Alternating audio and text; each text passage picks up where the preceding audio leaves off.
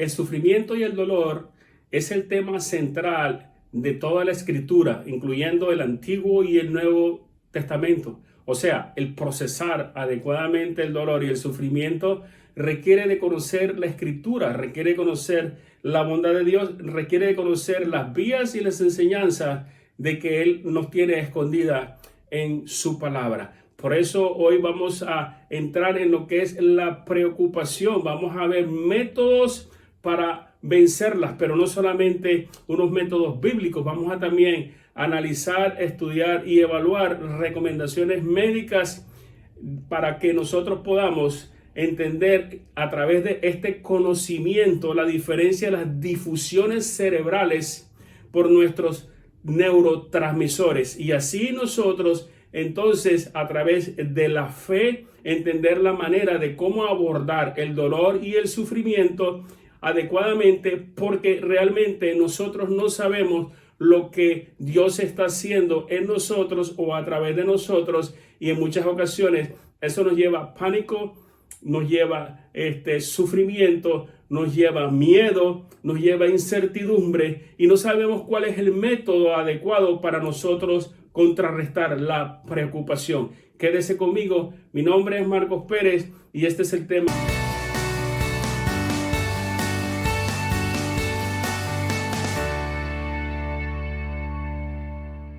Ver nuestro sufrimiento como el amplio proceso de Dios para nuestras vidas nos va a brindar siempre una estabilidad emocional y una estabilidad mental. Sin embargo, no debemos estar ansiosos, y una de las referencias para iniciar esta poderosa enseñanza la vemos en Mateo 6:25, y nos dice: no os afanéis. Hay una gran énfasis en esto: no os afanéis por vuestra vida, qué habéis de comer o qué habéis de beber, ni por vuestro cuerpo, qué habéis de vestir. No es la vida más que el alimento y el cuerpo más que el vestido. Pero yo quiero hacer un énfasis en lo que Dios quiere dejarnos saber en lo que es el afán. Y aquí yo les escribí una definición de ella para empezar este método de vencer la preocupación. Afán es merimao, y merimao, que es lógicamente una traducción del hebreo al griego, es demerizo, o sea, dividir en partes. La palabra sugiere que distracción, una división de nuestra vida de pensamientos, la preocupación con cosas que causan ansiedad, tensión y presión. Entonces, o sea que la preocupación hace un gran deterioro en nuestra vida de pensamientos cotidiana. Y en Filipenses capítulo 4, en el versículo 6 dice, y inclusive nos recomienda, porque esto es una recomendación que el mismo Dios del cielo nos está dando a cada uno de nosotros: por nada estéis afanosos, sino sean conocidas vuestras peticiones delante de Dios con toda oración y ruego, con acción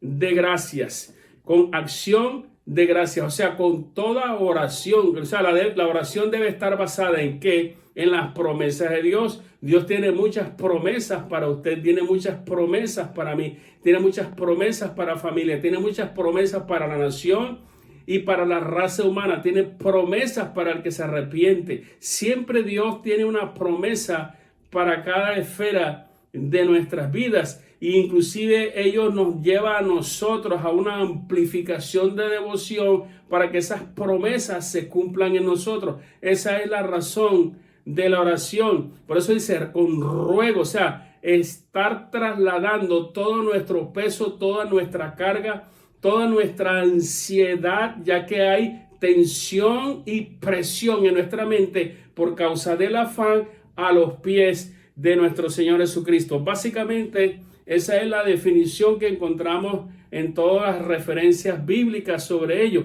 En lugar de volvernos entonces ansiosos, debemos más bien hacérselo saber a Dios, según dice la palabra en Filipenses también capítulo 4 versículo 7.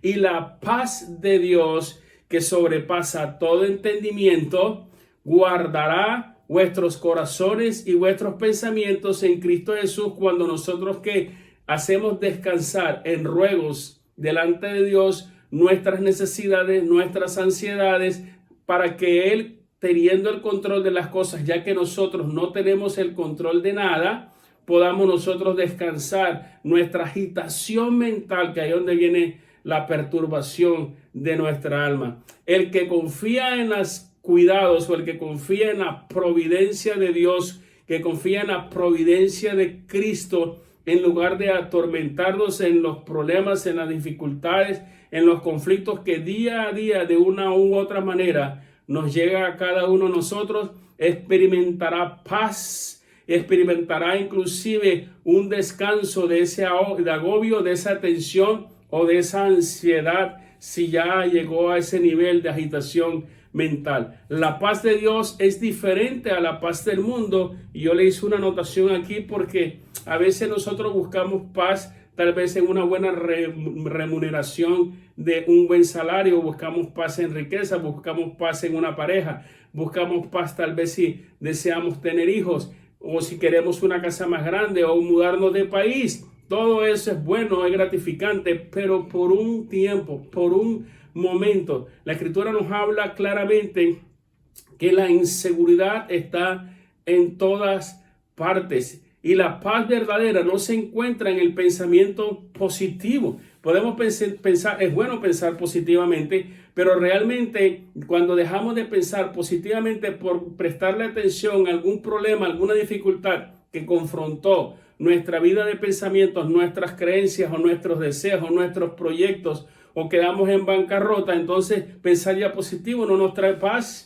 La paz verdadera no se encuentra en la ausencia de conflicto, ¿no? Si yo no tuviese problemas, si mi esposo o mi esposa no fuese así, si tuviese más dinero, si cambiara de país, si cambiara de casa, si no tuviera estos vecinos que tengo, si esta familia que yo tengo ahora se convirtiera a Cristo.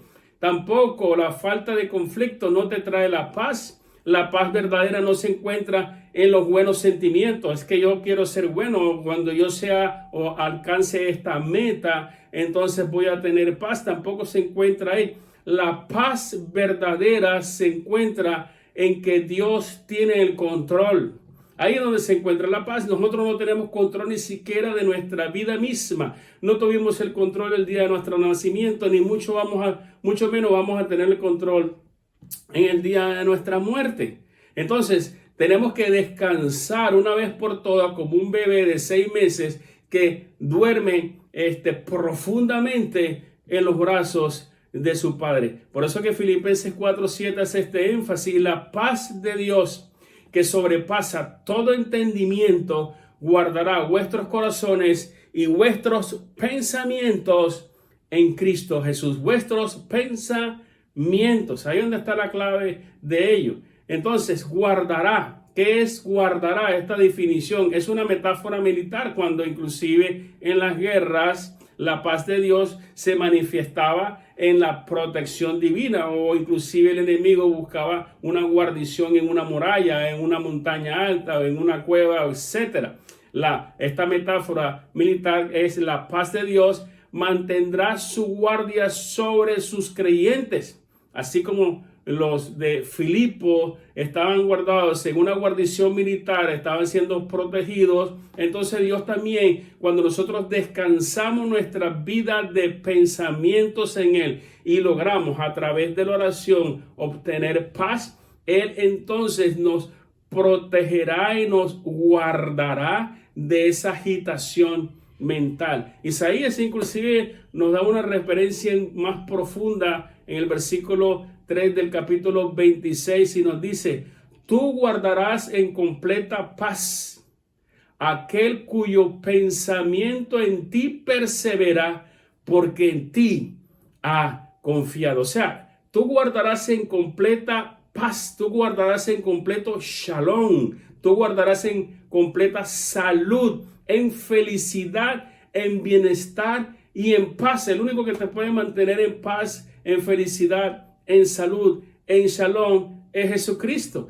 Guardará, que dice la Escritura, cuyo pensamiento, o sea, cuando nosotros tenemos una vida de pensamientos meditando en la palabra de Dios, en las maravillas de Dios, en lo poderoso que es Dios, inclusive en las historias que nosotros vemos en el Antiguo Testamento y cómo Dios los pudo librar ellos a través de su fe.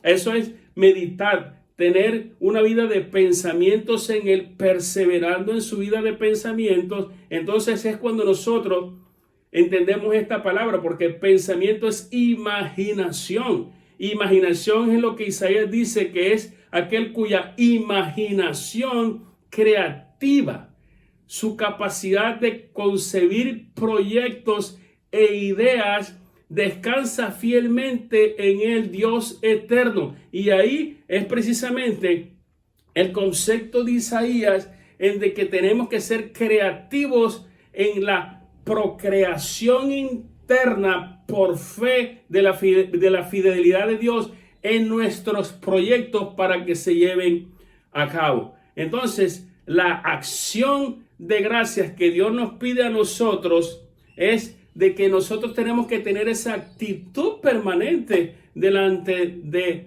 Él. Colosenses 3:15 dice, y la paz de Dios que gobierne vuestros corazones, es donde está nuestra vida de pensamientos, a la que asimismo fuisteis llamados en un solo cuerpo y sed agradecido. Corazón es led. Inclusive lo tengo en otros estudios con más profundidad en su canal Ser Bíblicos. Corazón es led, es intelecto, es conciencia, es mente. Lo más profundo de las personas, su vida de pensamiento, sus sentimientos. Entonces dice, en donde nosotros tenemos que estar, la paz de Dios gobierne vuestro más profundo ser, nuestra parte interna. Entonces, ¿qué es entonces el corazón? Es el centro del conflicto, porque allí nuestros sentimientos, nuestros deseos se oponen entre sí, nuestros temores, nuestra esperanza, nuestro amor, nuestra confianza, nuestras emociones, nuestra autoestima. Imagínate dónde nos lleva a nosotros el príncipe de las tinieblas, trayendo a nuestro oído negatividad para que dudemos de las promesas y de la palabra de Dios para mantenernos en ese estado mental. Y nosotros a veces permitimos llegar a ese estado mental. Lo que nosotros debemos hacer con nuestras mentes es determinar lo que expresamos, y lo que determinar lo que expresamos es lo que nosotros vamos a recibir. Tenemos que cambiar esa metodología negativa por una positiva, porque la abundancia del corazón habla la boca. Lo que nosotros confesamos es lo que nosotros recibimos. Lógicamente, nosotros no podemos vivir todo el tiempo, como yo les decía anteriormente, vivir hablando positivamente sin ninguna acción de obediencia, porque cuando nosotros confesamos positivamente una acción de obediencia y nosotros confesamos las promesas de Dios, se las estamos recordando a Dios, y por ende el enemigo se aparta porque estamos citando la escritura para que se lleve a cabo. No podemos nosotros estar confesando cosas vanas que no tengan ninguna base bíblica, porque Dios no va a cumplir muchas veces nuestros deseos egoístas. Más bien Él va a ser y está deseoso que conozcamos su palabra, su escritura, la confesemos, la creamos, para que entonces Él confirme su pacto con nosotros y seamos prosperados y seamos bendecidos conforme a su voluntad.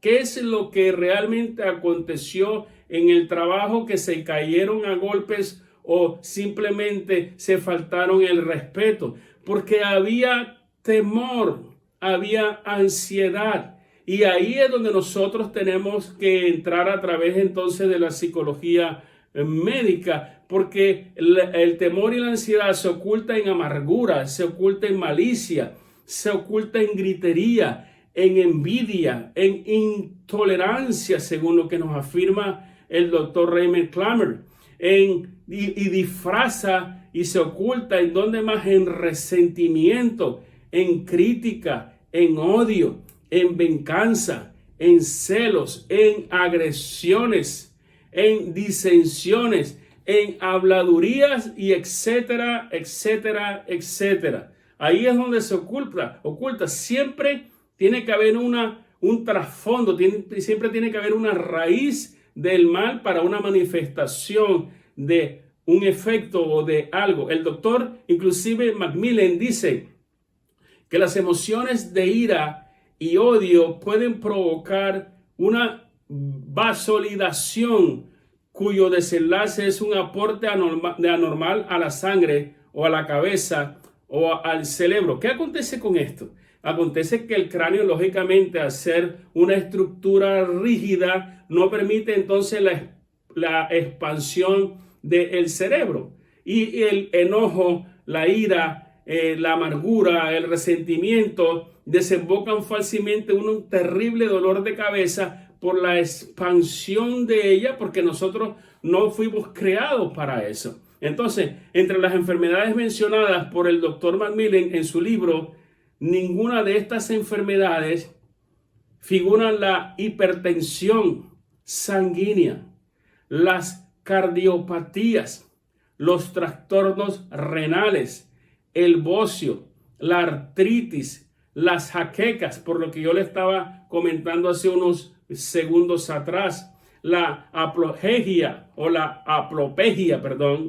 etcétera, etcétera. Hay muchas en las cuales, lógicamente, por tiempo no les puedo dar muchas referencias o muchas explicaciones a ellas. Simplemente le estoy trayendo ejemplos de que la ira causa precisamente enojo. El enojo trae malicia, la malicia trae contradicción, trae rencillas, trae envidias, traen celo, traen lógicamente y desembocan un sinnúmero de cosas que afectan nuestro cuerpo físico, no solamente nuestra cabeza, y vivimos con jaqueca, vivimos con dolor de cabeza, vivimos con un sinnúmero de enfermedades como se le ha mencionado, sino que nosotros seguimos enojándonos con la vida, nos seguimos enojando con Dios, nos seguimos enojando por tal vez que no nos alcanzó el salario, nos seguimos enojando por el trabajo, por tal vez el vehículo que en gran esfuerzo compramos y hoy se averió y no está funcionando adecuadamente. Nos vivimos enojando con nosotros mismos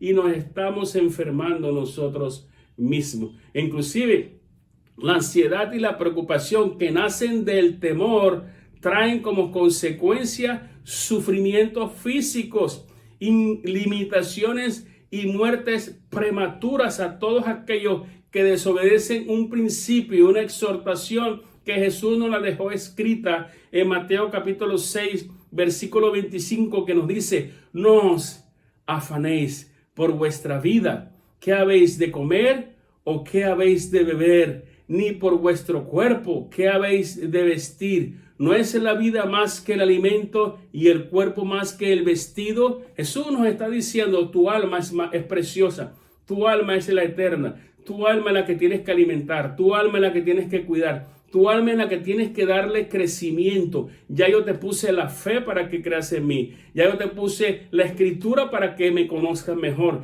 Ya yo te di las circunstancias y el tiempo para conocerme mejor y prepararte para cuando yo venga por ti. Esa es lo que tenemos que cuidar. Todo lo demás desaparece, todo lo demás se deteriora, todo lo demás se daña y todo lo demás se queda sobre la faz de la tierra. Preocupémonos más bien por el crecimiento de nuestro espíritu, el crecimiento y la madurez de nuestra alma para poder entrar por esas puertas eternas como Dios desea que entres. Y en el proceso vivas en sanidad, vivas en paz y disfrutes lo que Dios te ha brindado en esta tierra. Por eso que inclusive el mismo Salmo nos dice en capítulo 37, en el versículo 3 al 5, dice: confía en Jehová y haz el bien, y habitarás en la tierra y la apacentarás de verdad. Deleítate a sí mismo en Jehová y Él te concederá las peticiones de tu corazón. Encomienda a Jehová tu camino y confía en Él, descansa en Él, reposa en Él y Él hará. Eso es lo que nos dice aquí el Salmo 37. Entonces debemos que confiar plenamente en la palabra de Dios. Él siempre actuará de acuerdo a la palabra de Dios, no de acuerdo a nuestros principios, ni de acuerdo a lo supuestamente, entre comillas, que yo me porto bien y valores religiosos. No, usted está caminando conforme a la palabra de Dios, vive conforme a la palabra de Dios, confiesa los pactos de la palabra de Dios, se apropia de los pactos de la palabra de Dios, medita en los pactos de la palabra de Dios, que son muchos. Lo invito a que la estudien y la pongan en práctica, y Él confirmará los pensamientos de su corazón. Entonces debemos confiar plenamente en la palabra de Dios. Él siempre actuará de acuerdo a su palabra. Cada situación que enfrentamos es una oportunidad para confiar en Dios. Él siempre nos va a poner a prueba, Él siempre nos va a poner un obstáculo. Él va a permitir que el príncipe de las tinieblas nos tiente, pero no más allá de lo que podemos soportar, precisamente para que nosotros pongamos en práctica la palabra de Dios. Entonces ahí donde está la salida del problema y la dificultad. Cada situación que entremos es precisamente de glorificar a Dios en lugar de nuestras propias limitaciones, confiar en el poder y en la grandeza de Dios. Dios tiene un cheque al portador. Es como usted acercarse a Bill Gates. Todos los conocen.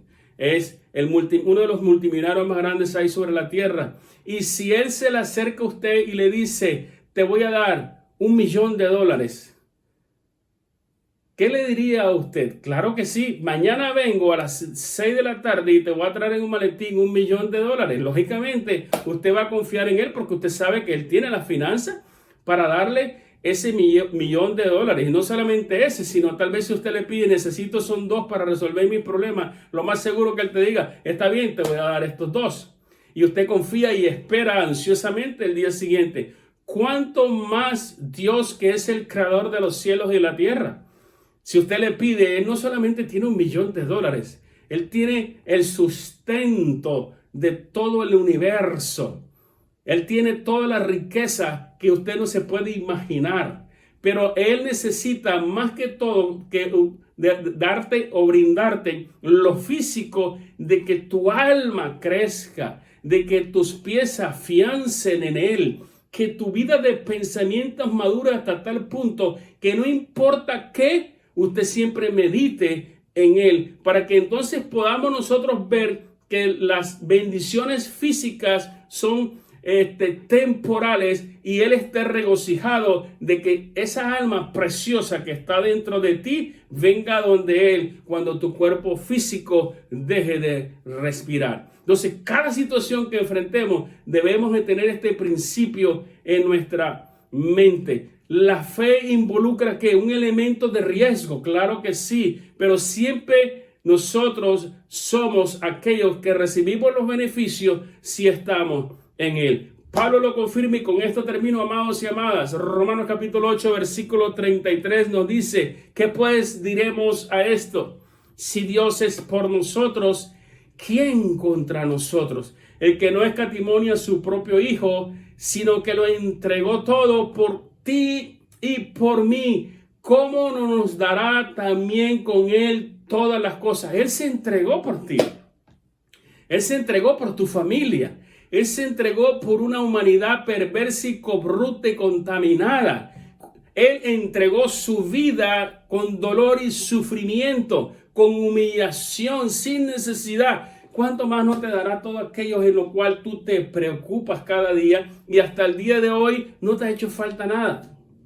Versículo 38 y 39 del mismo Romano dice, por lo cual estoy seguro que ni la vida, ni la muerte, ni ángeles, ni principados, ni potestades, ni lo presente, ni lo porvenir, ni lo alto, ni lo profundo, ni ninguna otra cosa creada nos podrá separar del amor de Dios que es en Cristo Jesús. El único que tiene el poder de separarnos del amor de Dios somos nosotros mismos, por causa de una preocupación efímera, temporal, que podemos superar simplemente en oración, con fe, tiempo y esperanza. Dios te bendiga abundantemente. Yo te declaro próspero y bendecido y bendecida. Y yo espero que estos métodos sea para bien, y el método más recomendable para nosotros vencer el temor y la preocupación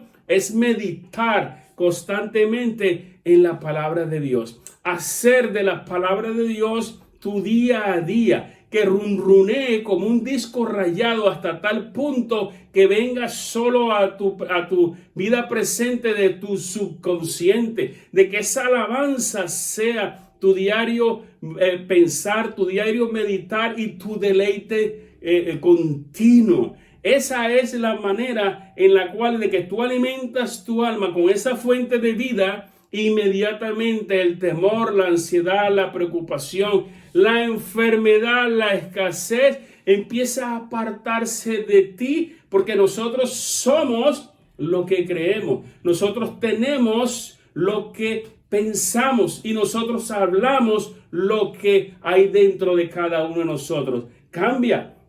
Desde hoy en adelante, cambia esa estructura negativa, influenciada, viciada, contaminada con todo lo que está a tu alrededor, y empecemos a caminar conforme a lo que la palabra de Dios nos dice. Así que nos vemos la próxima semana. Le habló Marcos Pérez y le deseo que pase una feliz semana llena de bendición.